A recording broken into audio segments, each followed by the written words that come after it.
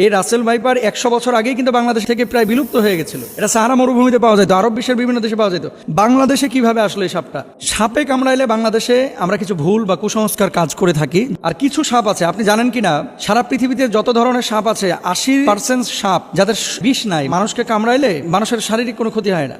এবং সাপের একটা নেচার আছে, কিন্তু আপনি যতক্ষণ পর্যন্ত তারে খোঁচাখুচি না করবেন ততক্ষণ পর্যন্ত কিন্তু কামড়ায় না। খেয়াল করে দেখেন, ধরেন আপনার পাশ দিয়ে চলে যাচ্ছে, আপনাকে প্রথমে কিন্তু ছোবল মারে না, এটা সাপের একটা বৈশিষ্ট্য। কিন্তু এই রাসেল ভাইপার বাংলাদেশে যেটা ছড়িয়ে পড়েছে, সাপের ব্যাপারে কিন্তু হাদিস আছে একাধিক।